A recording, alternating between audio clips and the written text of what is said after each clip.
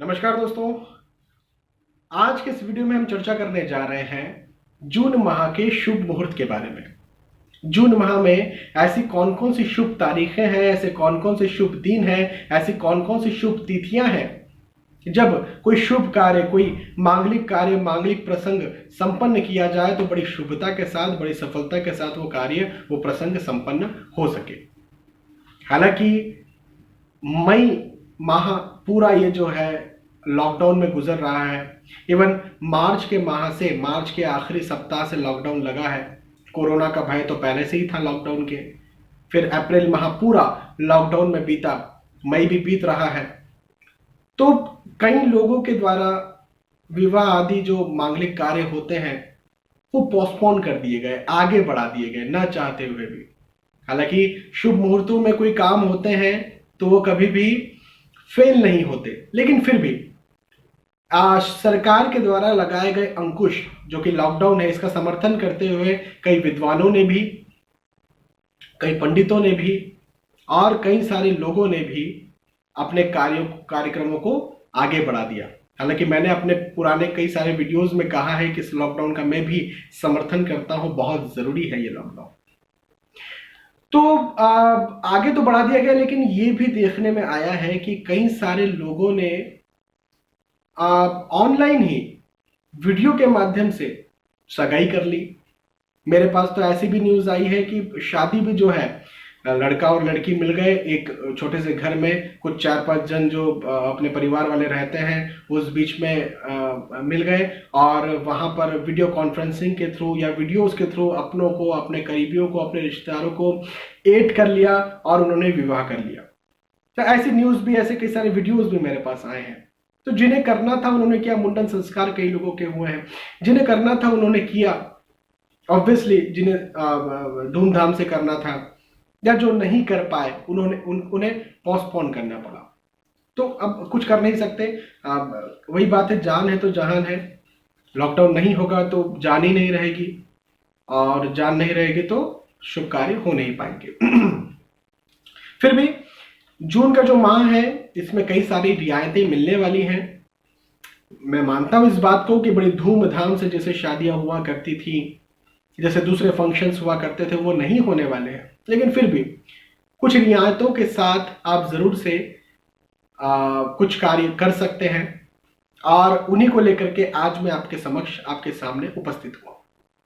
तो सबसे पहले विवाह जून माह में, जून 2020 में विवाह की कौन सी शुभ तारीख है? तो देखिए, 13 तारीख 13th ऑफ जून, 14 तारीख 14th ऑफ जून, 15 तारीख 15th ऑफ जून, 25 तारीख 25th ऑफ जून, 26 तारीख 26th ऑफ जून, 28 तारीख 28th और 30 तारीख 30th ऑफ जून। ये जो है विवाह के लिए अत्यंत शुभ तारीख है। मैं मानता हूं इस बात को, बड़ी धूमधाम से विवाह नहीं हो पाएगा। बहुत सारे लोगों को जो हम एकत्रित करके बहुत बड़ी खुशी मनाते हैं वो चीज़ नहीं हो पाएगी। लेकिन फिर भी विवाह का मतलब है दो परिवारों का बंधन, विवाह का मतलब है दो आत्माओं का बंधन। तो वो तो ज़रूर से हो सकता है। बहुत ज़रूरी है भी नहीं कि बहुत सारे सैकड़ों लोगों को बुलाया जाए और खाना खिलाया जाए तभी विवाह होता है। ये तो धीरे धीरे धीरे धीरे कुछ रीतियां चली आ रही हैं जो कभी कभी कुरीतियों में भी तब्दील हो गई। कई गरीब माता पिता अपने बच्चों की शादी में कई अपने पूरे जीवन की संपत्ति जो है वो न्यौछावर कर देते हैं। वहां पर ये रीति कुरीति बन जाती है।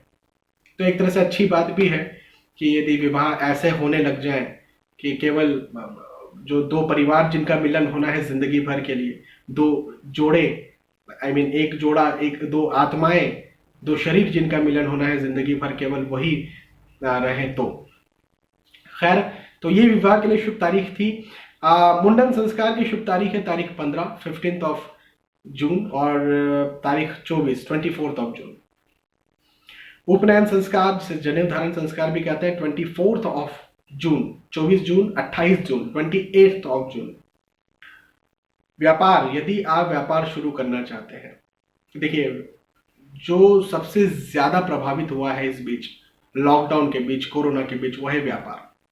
पैसा नहीं आ रहा है, काम नहीं चल रहा है, नौकरियां जा रही हैं। और यदि आप नया बिजनेस शुरू करने की कोई प्लानिंग कर रहे थे तब तो बड़ा प्रॉब्लम हो गया। तो यदि व्यापार शुरू करना चाहते हैं, कई समय से व्यापार बंद है और कुछ रियायत मिलती है जून में, तो उसमें आप सोचते हैं कि कोई शुभ मुहूर्त मिल जाए जिस दिन मैं अपनी दुकान खोलूं, कोई शुभ मुहूर्त मिल जाए जिस दिन मैं अपने व्यापार को और आगे बढ़ा पाऊं, या नया व्यापार शुरू करने की लंबे समय से योजना थी जिसे आप अभी शुरू करना चाह रहे हैं। तो देखिए, एक तारीख भी है 1 जून, 5 जून 5 तारीख है, 15 जून, 17 जून और 28, मतलब 28 जून।